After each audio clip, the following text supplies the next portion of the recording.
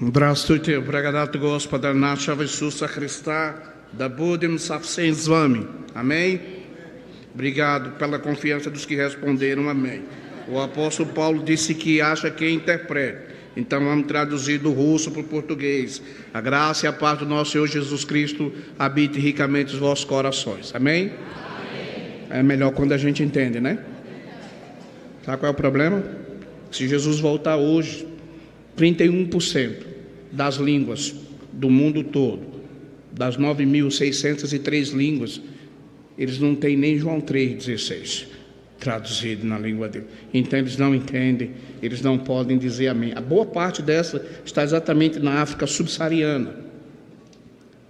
O domingo da igreja perseguida, onde o mundo todo está reunido para orar e clamar por aqueles que não podem falar por si mesmo.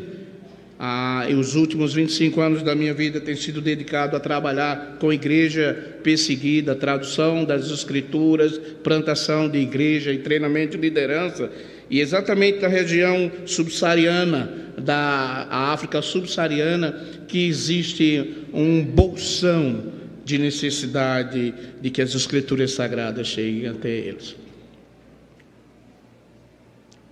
E a África fala Nikosikele, África, Malupakanisso, Upadaio, Inchosa. Deus abençoa a África. Somos teus filhos, livra-nos dos nossos conflitos. Em Zulo, eles dizem, Malukapanisso, Upadaio, Isaimindanza, Soetu, Kose, Nikele, África. Deus, nós clamamos a Ti, salva o Teu povo. Em Shona, eles falam, Morena Boloca, Sechabe Sarisu, Hassediseu, Mande Nekamelu, Tchesabassá, África. Senhor, nós Te imploramos, abençoa e salva a África. Para nós que costumamos dizer que Deus é brasileiro, não é etnocentrismo sem medida e sem precedência, é muito difícil escutar isso. E graças a Deus, Deus não é brasileiro. Ele ama o povo do Brasil, mas Ele não é brasileiro. Ele é Bereshit bara Elohim. Ele é o Deus criador de todas as coisas. Tem o direito e quer ser adorado entre todas as raças, todas as etnias do planeta Terra. Eu queria aproveitar bem o tempo, convidando você a ir abrir a palavra de Deus no livro de Atos dos Apóstolos, onde nós iremos ler no capítulo 8, do verso 1 ao verso 3, nesse primeiro momento de exposição das Sagradas Escrituras, tendo uma temática, a igreja perseguida na África subsaariana, e eu gostaria profundamente que você pudesse refletir quando você for almoçar, quando você for dormir, hoje, sobre esse tema: dar de si, ao invés de pensar em si. Você pode repetir comigo? Dar de si, ao invés de pensar em si. Acho que eu vou falar em russo, que em português não valeu não.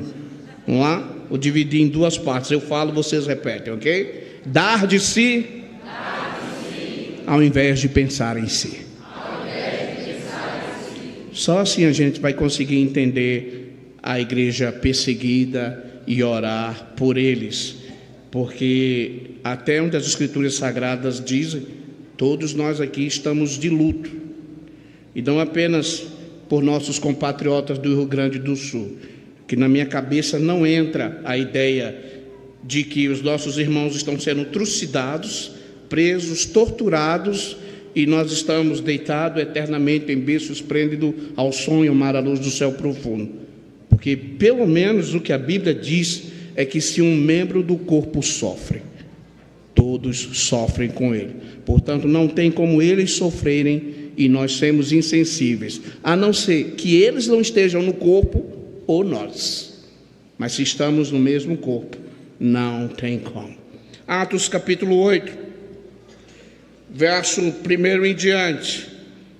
E Saulo consentia na sua morte. Naquele dia levantou-se grande perseguição contra a igreja em Jerusalém, e todos, exceto os apóstolos, foram dispersos pela região da Judéia e Samaria. Alguns homens piedosos sepultaram Estevão e fizeram grande pranto sobre ele. Saulo, porém, assolava a igreja, entrando pelas casas, arrastando homens e mulheres, os encerrava no cárcere. Vamos orar. Senhor, essa é a tua palavra viva, infalível, inerrante, a verdade de Deus revelada. Eis a tua igreja, pessoa por quem o Senhor morreu para salvar e ressuscitou para a justificação. Eu abri e li a tua santa palavra, mas só tu, ó Deus Espírito Santo, tem poder para abrir mentes e coração, para levá-los a compreender. Suplicamos o teu favor na exposição do texto sagrado. Não permita que o teu servo vá além daquilo que foi revelado, e tampouco fique aquém daquilo que o teu Santo Espírito quer falar à igreja. Mas permita-me que eu fale a tua palavra, porque só a tua palavra é a verdade. E em assim fazendo, teu santo nome seja exaltado, teu santo evangelho seja pregado, a tua igreja seja edificada, para louvor da glória do nome de Jesus, em nome de quem nós oramos. Amém.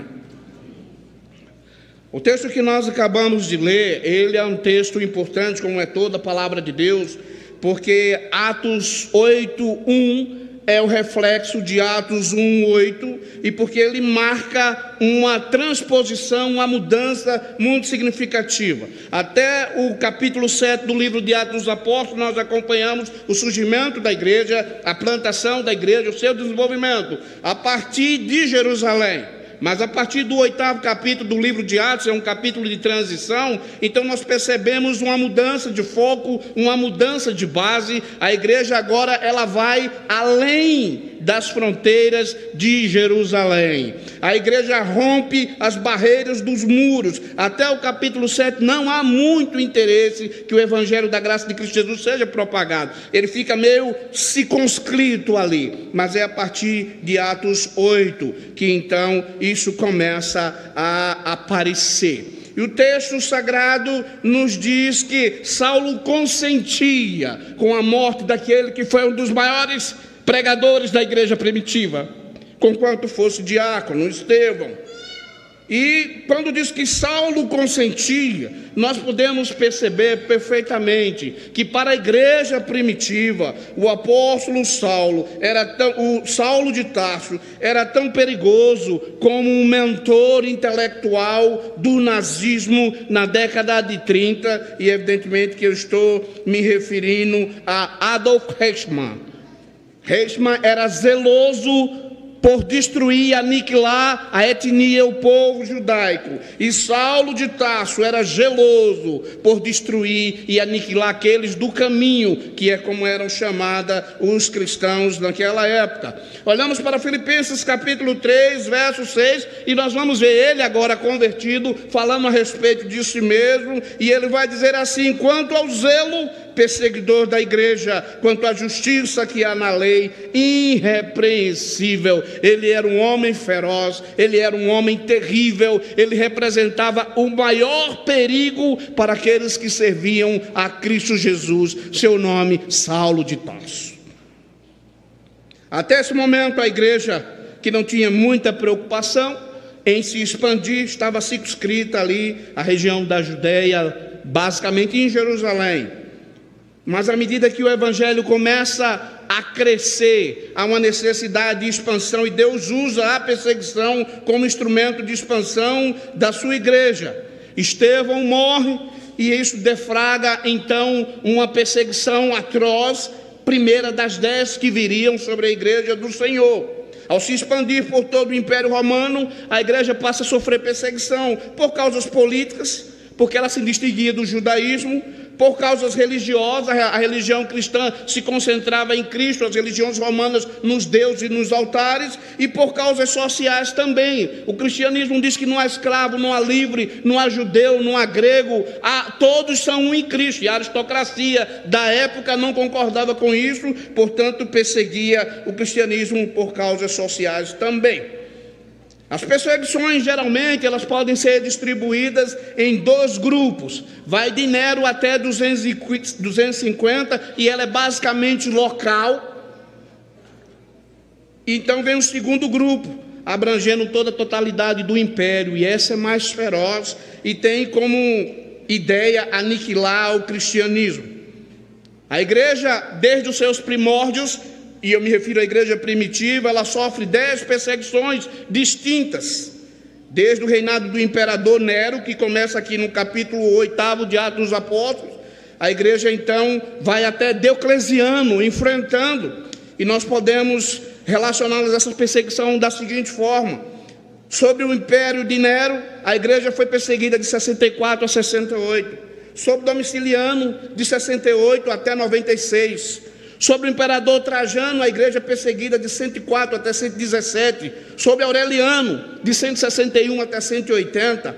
Sobre o imperador Severo, de 200 até 211. Sobre Máximo, a igreja perseguida de 235 até 237. Sobre Décio, a igreja cristã foi perseguida de 250 até 253. Sobre o imperador Valeriano, a igreja foi perseguida de 257 até 260. Sobre Aureliano, a igreja perseguida de 270 até 275. E sobre Diocleciano, de 313 até 312. É só com a ascensão de Constantino ao poder, que consequentemente depois torna o cristianismo religião oficial do Estado, que a igreja tem um período de sossego e de paz. Mas no início, nos primórdios, foram 10 perseguições quase que sistemáticas. O Brasil tem a sua experiência de perseguição. 1558, os chamados huguenotes ou mártires da Guanabara. Jacques Le Ballet, Jean de Bourdelle, Mathieu Venil, Pierre Bourdon e André Lafon, que foram traídos por aquele que é considerado o maior traidor, ou Caim das Américas, Lucas Durand de Villegagnon, que os martirizou na Baía da Guanabara, e que eles deixaram um legado para nós, que é conhecido como a Confissão Fluminense ou a Confissão da Guanabara. O Brasil também tem sua história de perseguição naquele que é chamado Brasil holandês, período de 1567. Pedro Poti, primeiro e único pastor, missionário, teólogo 100% brasileiro, tendo sido educado na Holanda, para onde foi levado aos 11 anos de idade. Marcha a partir de Itamaracá, com 3.500 índios da nação potiguar a pé, fugindo da perseguição. Faz se refugiar em Itubiara, uma serra no Ceará, e faz um trabalho tão excelente em termos de propagação da palavra de Deus a respeito da perseguição portuguesa, que João Calvino, lá de Genebra, chama Itubiara da Genebra brasileira. Capturado na Batalha dos Guararapes por seu primo, que recebe o pseudônimo português de Felipe Camarão, mas que também era chamado de Pedro, e ele trai o seu próprio primo. Poti é preso, levado do Forte Pau Amarelo para o Cabo de Santo Agostinho. Deveria ser julgado, levado para Portugal. Mas no início da viagem, depois de 6 meses de tortura a pão e água, ele é colocado num saco com pedras e é sepultado no litoral sul do Cabo de Santo Agostinho. Antes de morrer, deixou um escrito que nós podemos encontrar a cópia até hoje no Palácio do Campo das Princesas. Digam os da minha nação que eu, Pedro Poti, regedor mor da nação portuguesa, morri fiel a Deus, fiel à sua palavra e fiel à coroa holandesa. Jamais se dobrem à idolatria portuguesa. Mais perto de vocês aqui, a perseguição, idos de 1898, precisamente 7 de fevereiro de 1898, Neve Lela, assassinado covardemente em defesa daquele que eu considero o maior missionário que já teve no Nordeste. o pastor, missionário e médico Dr. William Butler. E Nerv Vilela é assassinado com a punhalada, vítima de perseguição. Portanto, a perseguição não é estranha em território nacional. Ela já está aqui há muito tempo. Cirínios, teólogo bizantino, fez a seguinte afirmação: a igreja sofrerá a tentação de desenvolver sua personalidade e perder a sua finalidade. A imagem do primeiro Adão, o primeiro homem, a igreja também peca quando esquece o porquê está aqui e imagina ser o suficiente apenas o existir. A missão de Deus é reinar. A missão de Cristo, Filho, é pagar o preço. E a missão da igreja é servir ao Cordeiro Jesus. Fomos criados para o louvor da glória de Deus. Mas para tal, precisamos aprender. A semelhança dos cristãos primitivos, a semelhança dos nossos irmãos lá da África subsaariana, dar de si, ao invés de pensar em si, a fim de que o nome do Senhor seja glorificado em toda a terra. O primeiro aspecto desse texto que nós podemos entender, você vai encontrar aqui no verso 1, porque naquele dia levantou-se grande perseguição. E Lucas, ele pega um termo muito especial na língua grega, que João Ferreira de Almeida traduziu por perseguição. Esse termo é diógomos. E o que é que significa diógomos?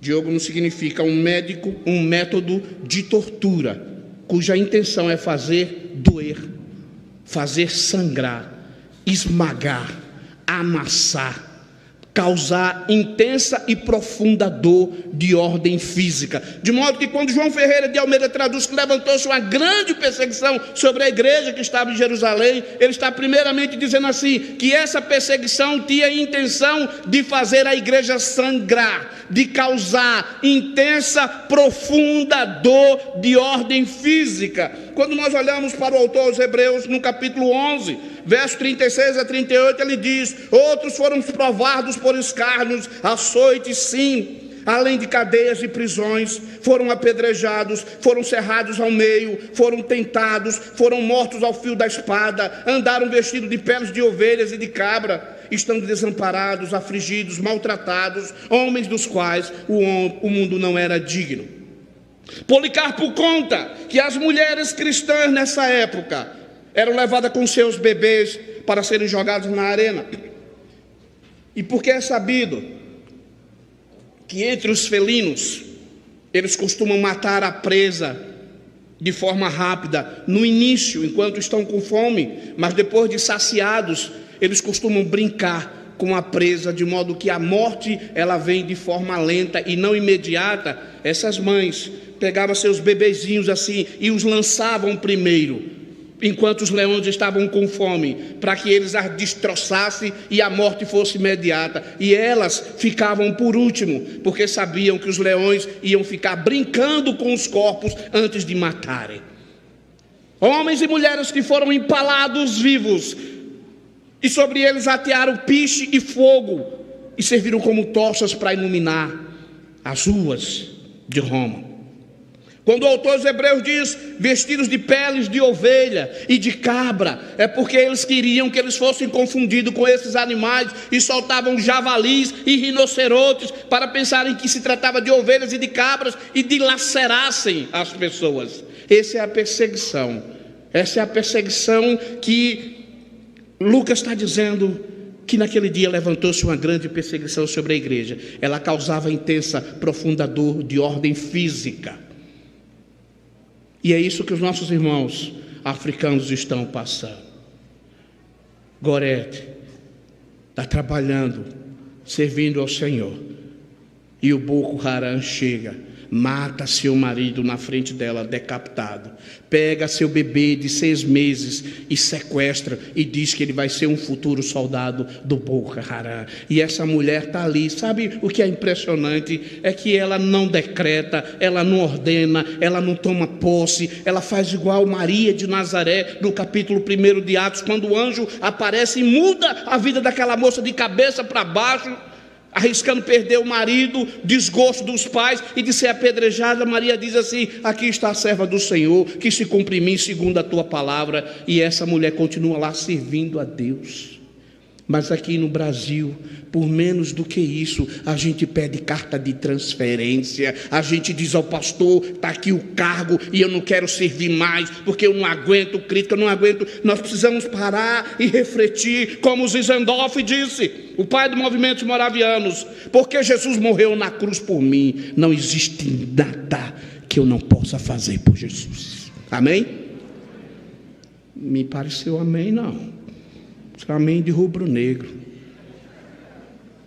Amém, irmãos? Amém. Jesus pagou um preço muito alto para que a gente não esteja disposto a sofrer, a dar de si, ao invés de pensar em si como os nossos irmãos primitivos, nossos irmãos da África subsaariana. Sabe o que é causar dor física? Em 2000, a máfia russa esteve na minha casa. Eles encostaram um furgão, 2 furgões. Levaram tudo que eles podiam, de eletrodoméstico, de roupa, de sapato, chuteira de prata, troféu, o que eles puderam, dinheiro, tudo. Bateram na minha esposa, trancaram ela no banheiro. E depois de 45 minutos de espancamento, botaram uma pistola .40 na minha cabeça, espregador. Quem mandou você vir para cá? Você vai morrer. Esse povo é meu. Sem presbitério, sem igreja local, sem pai nem mãe perto, sem a APMT, que na época nem existia, naquela época chamava Junta de Missões Estrangeiras. O que você faz? Você tem que confiar em quem vocacionou você e chamou você, porque Ele disse: eu nunca te deixarei, jamais te abandonarei. Eu falei para ele: se o meu Deus quiser, você puxa o gatilho e eu morro. Se Ele não quiser, você vai gastar as balas do peito dessa pistola todinha, porque a cruz é maior do que uma pistola .40. Ele deu 2 tiros a queima-roupa na minha cabeça. Como você pode perceber, nessa manhã não tem nenhum fantasma pregando aqui, porque há poder no nome de Jesus, porque o Evangelho é o poder de Deus. Irmãos, eu já vi a morte pelo menos 10 vezes, cara a cara. Faca, punhal, bala, espada, bomba, atentado terrorista, incêndio criminoso, atos de vandalismo, agressão física.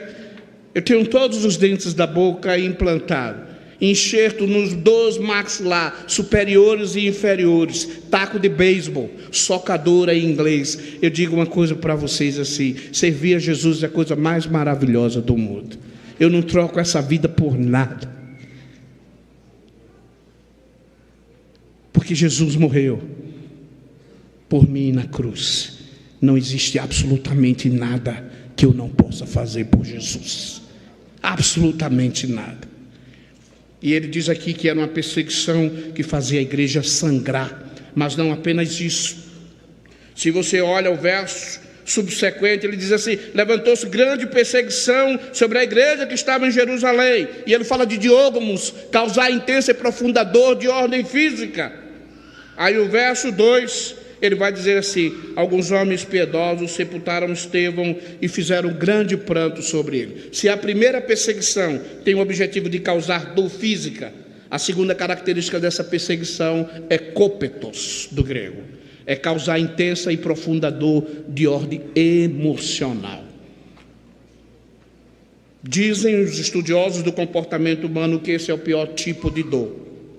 Para dor física, você toma Doril, Anadol, Dramal, Tramil. Na pior das hipóteses, você toma morfina. Mas para a dor da alma, a dor emocional, nem a homeopatia, nem a alopatia, até hoje, a indústria farmacêutica não produziu um medicamento que seja capaz de fazer parar a dor emocional. Só existe um remédio: a graça de Cristo Jesus. A graça que basta. Você consegue conceber isso? O inimigo das nossas almas, ele não está satisfeito em causar dor física, luto. Aqueles cristãos agora não têm mais casa, perderam o emprego, eles são nômades, pelos escombros, pelas catacumbas, pelo deserto, para se reunirem. Mulheres piedosas que foram dormir casadas, acordaram viúvas. Filhos piedosos que foram dormir tendo seus progenitores e acordaram órfãos, proibidos de estudar, proibidos de trabalhar, proibidos de receber qualquer tipo de assistência. O que vamos comer? Onde vamos dormir? Aonde vai ser o culto? Às vezes a gente não consegue conceber como é que esse negócio, você sabe o endereço aqui, sai de casa, sabe a hora que vai começar. Eu sei o que é acordar às 4 da manhã, com menos 55 graus abaixo de zero. Ter que pegar um metrô e andar 25 estações, descer, pegar um ônibus e andar mais 10 paradas, depois descer, andar a pé mais ou menos 25 a 30 minutos para chegar no possível lugar onde o culto iria acontecer. E muitas vezes o culto não acontecia, porque foi descoberto pela polícia secreta, então o culto é cancelado para que não fossem presos. Quantos de vocês possuem suas Bíblias? Bíblia do adolescente, do jovem, da mulher, do homem, do ancião. Os nossos irmãos perseguidos, eles dizem assim: rapaz, por que Deus ama tanto vocês? Eu falei assim: mas Deus ama muito você. Não ama mais você. Veja, vocês têm Bíblia de todos os tipos, com mapa, sem mapa, com comentário, sem comentário, versículo por versículo. Vocês têm Bíblia até para quem não sabe ler. Eu falei: como assim? Se eu vi lá na sua casa, Bíblia do bebê, nem aprendeu a ler, mas já tem Bíblia para ele. E nós temos apenas o Evangelho de João, o livro de Atos, 1 e 2 Timóteo. E eles acabavam comigo, porque eles diziam assim: como eu gostaria que Deus me permitisse ir morar entre a sua etnia, entre o seu povo, porque eu imagino qual santo, qual espiritual deve ser a igreja brasileira, porque tem toda a palavra de Deus, porque nós temos apenas 3 livros, e o Espírito Santo nos inflige tanto temor e tanta santidade. Eu gostaria de poder visitar o seu país e poder aprender com a santidade, a reverência e o temor do seu povo. E eu era obrigado a encerrar a conversa e orar: Deus, por favor, nunca deixe ele ir no Brasil.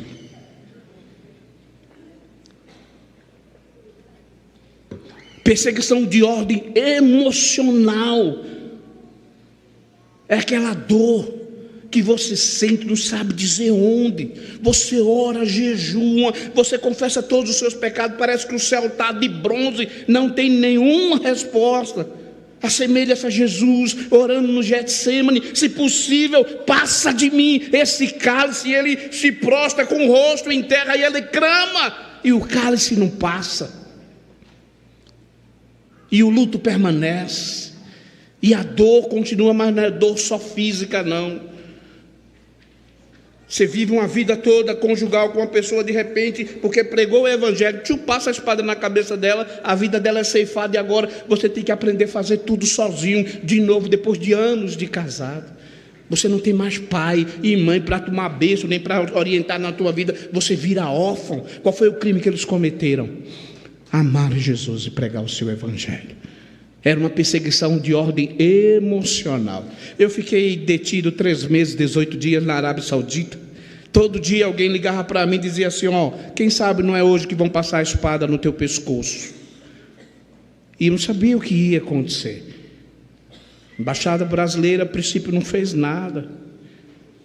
E Deus usou o 8º irmão de Osama Bin Laden para cuidar de mim na Arábia Saudita. Ele tinha 11 irmãos por parte de pai e mãe, e 60 só por parte de pai. Ele era o 7º, o Khalil é o 8º, e eles se parecem muito, parecem gêmeos lá. Então imagina você preso numa delegacia, de repente chega um cara com um turbante, com uma barba, magro, alto, com uma metralhadora Kalashnikov do lado, com aquele roupão branco, tu já está preso. Agora tu diz: Pai, na tua alma entrego o meu espírito. Porque você olha e você vê Osama Bin Laden na porta, olhando para você, deitado no colchonete. E ele falou assim: você está achando que eu sou ele? Eu disse: aham. Não, mas eu não sou ele, não. Eu sou o irmão dele. Mas parecia gêmeo, mesma altura, mesmo porte físico. Um cristão num país muçulmano, sem saber se vive, se morre, se é solto, se é preso, com a família em outro país na Ásia, onde estourou uma guerra. E é nessa hora que você crê que a graça basta, porque se você não crê, você enlouquece. E ele diz que essa perseguição, ela causava uma intensa e profunda dor. Até hoje no Oriente Médio, bater contra o peito, colocar cinza na cabeça, e você suplica a Deus o favor. A batida na cabeça e no peito, que era a maneira típica pela qual os orientais demonstravam luto profundo, sobretudo quando perdiam um filho unigênito. Essa igreja sofre fisicamente, mas ela sofre também emocionalmente. Você já sofreu emocionalmente? Já sofreu alguma perda que mexeu com você, deixou você sem chão, sem teto, sem perspectiva? E aí ele então fala no 3º versículo: Saulo, porém, assolava a igreja, entrando pelas casas, arrastava homens e mulheres e os encerrava no cárcere. Se primeiro ele fala de diógamos como perseguição física, segundo de coptos como dor de ordem emocional, aqui a perseguição é de ordem espiritual. Substantivo lumaineto, do verbo lumaino, é o mesmo descrito em João 10:10, quando diz que o ladrão vem para roubar, matar e destruir. A ideia aqui, essa imagem é de Saulo destruindo, devastando de casa em casa, causando estragos repetidas vezes destruindo, prejudicando, danificando, arruinando, ferindo gravemente. A palavra representa claramente a ação de um javali, destruindo e despedaçando sua presa. A ideia, além de causar dor física e de ordem emocional, era solapar a fé, era levar a questionar a bondade de Deus. Aonde está Deus que não intervém? Aonde está Deus que não vê o que nós estamos sofrendo aqui? Nós estamos sendo fiel a Ele. Qual é o pagamento que a gente recebe? Dor física, dor emocional e espiritual. Essa era a ideia. A palavra usada no grego denota crueldade brutal. Era esse tipo de perseguição que a igreja estava sofrendo. E qual a conclusão que nós podemos chegar diante desses 3 tipos de perseguição? Filipenses capítulo 1, verso 12, Paulo vai dizer assim: irmãos, eu quero que vocês saibam que as coisas que me aconteceram têm servido para a expansão e pregação do Evangelho, de modo que alguns irmãos, estimulados por minhas algemas, ousam pregar mais ousadamente, e assim o Evangelho está sendo testemunhado para toda a guarda pretoriana. Mas Almeida traduziu coisas que me aconteceram, isso é muito relativo. Então, quando a gente olha o original grego, ele vai dizer assim: por essas coisas que aconteceram, que têm servido para o progresso, ele diz assim: eu fui perseguido em Damasco, rejeitado em Jerusalém, fui esquecido 10 anos em Tarso, eu fui apedrejado em Listra, eu fui açoitado em praça pública em Filipos, fui jogado em uma prisão escura, eu fui escorraçado em Tessalônica, expulso de Bereia, fui chamado de tagarela em Atenas, chamado de impostor em Corintos.